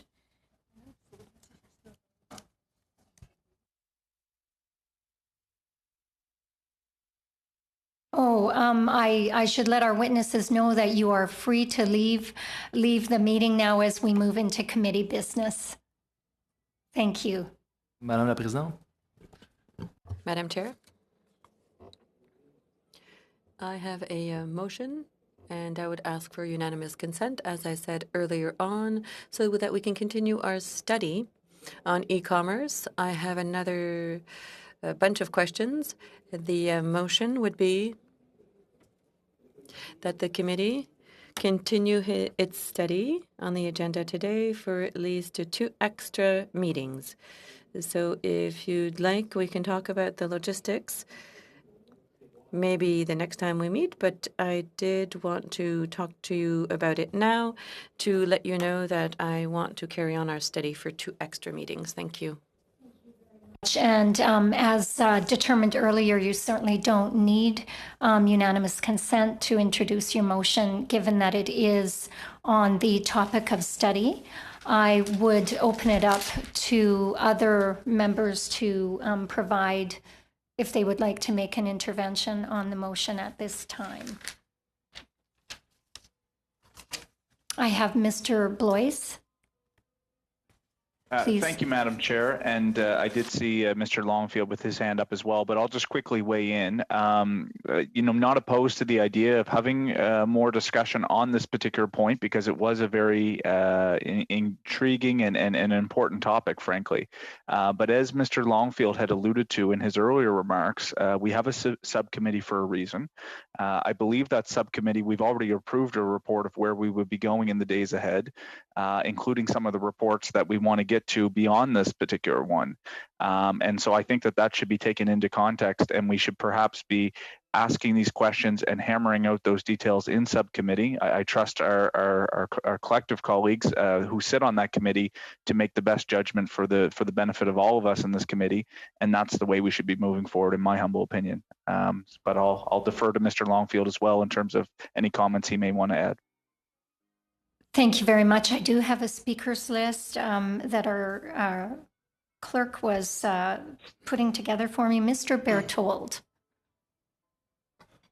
Merci beaucoup. Thank you, Madam Chair. First of all, I agree with the fact that we should carry on with our study because we have information that's missing. The update that we require, the Auditor General said that she wanted the various organizations that had been audited to give us an update so that we can figure out what has changed, so we could have an update with updated figures, and that way we could follow up on the recommendations made by the Auditor General. I think, however, that 1 meeting would suffice, and as far as I know, we haven't seen the public accounts that have not been tabled. So next week we were supposed to meet on public accounts, but it looks like that meeting is going to open up, and that would give us at least an hour to carry on our discussion, and we could ask the various departments to prepare for this meeting by telling us about the implementation of their action plan relative to the recommendations that were made. To the clerk to provide us with an update on the calendar and on the public accounts that we were looking to study next week. Madam Clerk? Correct. We don't know exactly when the public accounts will be tabled, but it has been indicated it will probably be sometime next week. So we, at the discretion of the chair, we moved a few meetings around, and instead of doing the public accounts, we will do the immigration removals on the Tuesday. And then the workshop that the committee members had asked for from the Canadian Audit and Accountability Foundation has been scheduled, as well as a presentation from them on the public accounts. And then As long as the public accounts are tabled next week, then the committee would meet on the 1st of December, the next Tuesday, to discuss the public accounts. So we had a calendar, but we also had a bit of flexibility to move things around depending on when the public accounts were tabled. And rather than waiting and not having a meeting, we took the liberty of making those arrangements for the committee. Thank you very much, Madam Clerk. So just to add to that, we wanted to give the witnesses as much time as possible to prepare for a meeting should we not have seen the tabling of the public accounts, which is why we went ahead with putting in place a couple of other meetings in the event that they weren't tabled in time, and in order to give our members time to study them and come prepared to look at them on December 1st, I believe. But certainly we are open to the will of the committee in regards to the calendar. I will turn to Mr. Sorbera. Thank you, Chair and Madam Chair. Very quickly, we do have quite a packed schedule of reports, a number of reports to get through and backlog of reports to get to. So I'm just curious as how is this going to fit into that, because we don't want to delay anything anymore, and we want to get a lot of the work done. So I just don't know how having additional meetings on this one topic is going to allow to do that. I just want to make sure we're able to get through our workload that that the subcommittee has decided upon. Thank you. Thank you. Mr. Longfield. Yeah, I think rather than taking more committee time on this, we do have some invoices or some estimates to approve for our studies. I think if we did refer this to subcommittee, they could have more of a substantive discussion and then come back to us with what this would mean to our schedule, because we were booked up until the holiday season, or whether there's maybe other ways that we could get the information being requested in the motion. Maybe we could ask for some written submissions coming back to us. I haven't had a chance to really look at the motion yet, so let's see if we can get this into a subcommittee outside of committee business and come back to the committee with recommendations. Thank you very much, Mr. Longfield. Mr. Blanchet-Joncan. Merci, Madame la Présidente. Écoutez, j'entends ce que mes collègues... I took note of what my colleague said. What Mr. Berthaud said is true. We didn't have any data on the action plan, and this dates back a while. I'm ready to compromise with my colleagues. Maybe we could have one extra meeting. So I would modify my motion. I would say at least one extra meeting instead of 2 meetings. This is a compromise on my part that I'm ready to make. I think that we can decide without referring the issue to the subcommittee.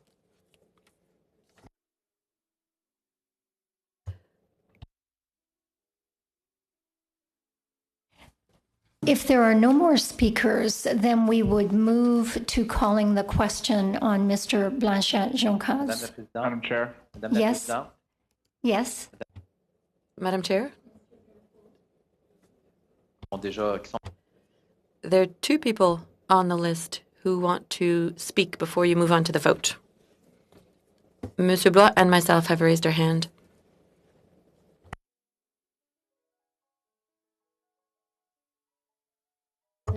Je suis désolée. Monsieur Berthold, allez-y. Thank you. For my colleague, it's impossible to have a subcommittee meeting without taking time from the committee, Mr. Longfield. So I think that we should just go ahead with the motion, because in any case, we're going to have to take a meeting for the subcommittee to be able to meet. So I agree with the amended motion, one extra meeting, and we could ask the various departments to give us their updated action plan. Blois. Thank you, Madam Chair. Look, I'd like to ask the clerk, and I don't mean to suggest that Mr. Berthold isn't correct in his assumption. I know on the Agriculture Committee, for example, we have had subcommittee meetings outside of our normal scheduled times. His comments seem to suggest that we would have to take an entire meeting to do so. I don't think that is the case. Perhaps I'm wrong, but I would ask that perhaps you refer to the clerk on that particular point. Going back to Mr. Blanchette's motion, again, I've said I found the topic interesting. I think it's worth warranting more study if that is the will of the committee. I don't see the rush. I don't see why it's so important. This issue is not going away in any time soon. We have already pre-scheduled work that the subcommittee has agreed upon. I think there's a general will of the committee that this is something we explore at some time. Why not kick it to the subcommittee to have that conversation, assuming that it can happen outside of a scheduled meeting, and schedule it for a time down the road when it makes sense and we're not going to interrupt our existing work. And Mr. Berthold seems to suggest that's reasonable, but I'll defer back to you guys. Thank you. Thank you very much, Mr. Blois. Mr. Longfield.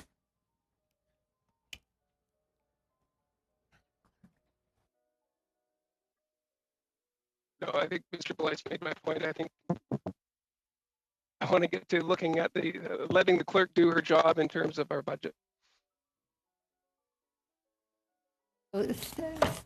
Thank you very much.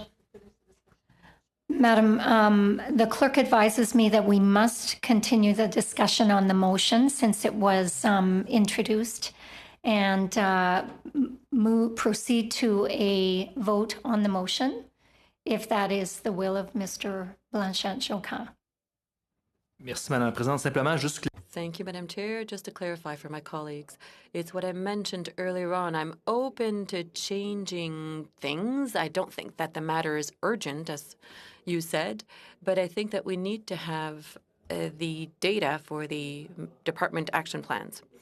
So if we could do this before the holidays, if colleagues agree, I think that we should go ahead and just say that we can carry out this work before the holidays.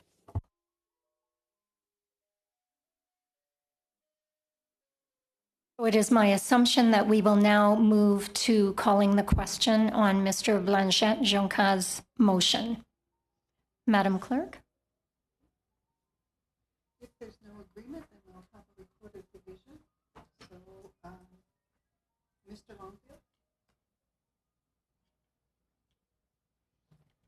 On the motion of Mr. Blanchet to hold one more meeting on the subject of the e-taxation audit of the Auditor General's reports.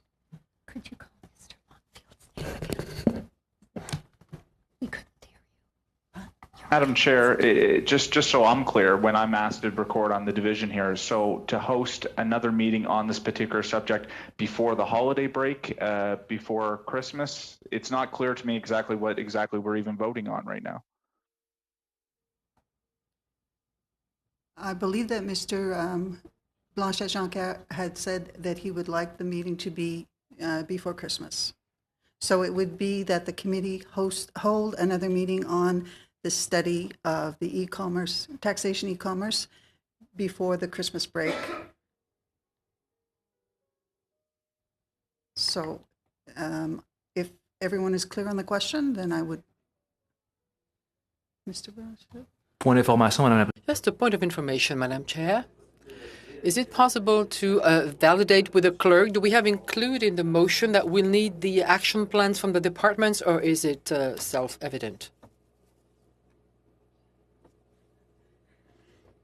That then the motion, let's try one more time, that the committee hold one other meeting on the study on e-taxation of the Auditor General's report, and that the departments involved be invited to provide updated action plans to fall 2020, and that the meeting be held before Christmas. Merci des précisions. Oui, Yes, thank you. I accept this amendment to my motion. Thank you. I mean, we have to be clear on what you're voting on, so I apologize that it was a little bit murky. So I will proceed to the taking of a recorded division. So, Mr. Longfield. Well, I oppose. I wish we could do it in subcommittee. Okay, Mr. Blois. I oppose it as well. Mr. Fergus. Je suis contre la motion pour des raisons. I'm against the motion for the reason Mr. Longfield raised. Sobera. I will vote yes for the motion. And Mr. Saini. I oppose. Mr. Berthold. I'm in favor of the motion. Mr. Lawrence. Je vote pour la motion. I vote for the motion. Yes to the motion. Mr. Blanchet Jacques. Je suis en I'm in favor of the motion. Mr. Green. En français, pour mon ami, je... Well, in French, for my friend, I vote in favor of the motion.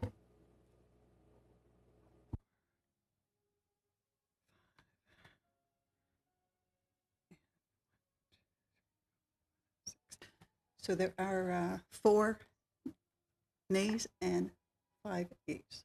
6 yeas. 6 yeas. Thank you very much, Madam Clerk. That motion is carried. I believe then, is it the will of the committee to task the chair and the clerk with determining when we can fit this study into our schedule before Christmas? Madam Chair. Yes. I think we should look at that in subcommittee. We have other studies that we're looking at, so I think the subcommittee needs to look at that and come back to the committee with the schedule. All right, then we would need to schedule a subcommittee. Point d'ordre, Madame la Présidente. Yes, Mr. Berthold. Point of order. Yeah, Mr. Berthold, the motion is clear. The meeting has to be held before Christmas. So I don't think we need to have a subcommittee to decide for a moment before Christmas. In the motion, it was clear. It is up to you to find the best possible moment to decide when this meeting will take place, but it will take place before Christmas. So I don't think we need to have a subcommittee, in the short time that we have to decide at what time this meeting should be held. Much, Mr. Berthold. Yes, Mr. Blois? Look, I would agree with Mr. Longfield in the fact that it does have merit in the subcommittee, but if we're going to go the direction of giving you and the clerk the ability to do that, I think that I'm fine with that, just such that we do liaison with the department and see when their availability is. I mean, obviously we have fall economic statements. There's a lot of work going on right now. We're just before the holiday season. So as I know you always do, Madam Clerk, work to be reasonable in our request as a committee. Thank you. Thank you very much. Are there any other interventions? If not, I'm just going to suspend for one moment to confer with the clerk as to how to proceed.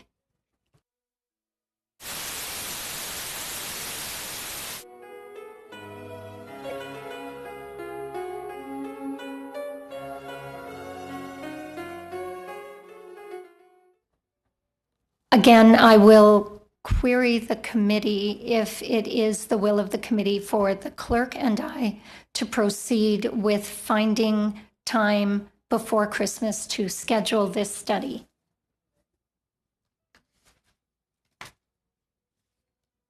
I'd like to know what study we're not going to be doing as a result of this, if any.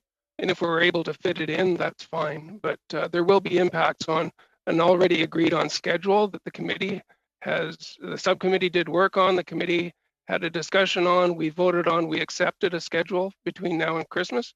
So I think we need to see what the impact is before we say yes or no, because we've already agreed on a schedule. So would the committee be willing to have the clerk and I take a look at the schedule and come back to you on Thursday with a recommendation, and at that time, perhaps set aside 15 minutes to deal with the budgets of the studies that we do have on the agenda at the meeting on Thursday? Madam Chair. Yes. I'm not sure if this helps, but perhaps finding a new day might provide some difficulty. Maybe rather we should look at adding an hour to a session if we can, or where we might have a shorter study, we can just bookend it and do 2 hours instead of 1. Look, we've been not operating in this committee all through COVID, and quite frankly, I'm okay to roll up my sleeves, knowing, as you do, that I've sit on other committees. So I think we just bookend it, and I don't like the idea of using any kind of dilatory administrative things to further frustrate this motion, which has been duly passed. And I'm also happy to support the budgets that have been presented. It's the work that we're here to do, and I think that we can go ahead and do that work. Thank you very much, Mr. Green, for that. So taking that into consideration, I would propose to the committee that the clerk and I take a look at how we could satisfy the motion while also making sure that we aren't messing with our schedule too much prior to Christmas, to make sure that we get the work done that we've committed to doing, and bring forward a recommendation at our meeting on Thursday.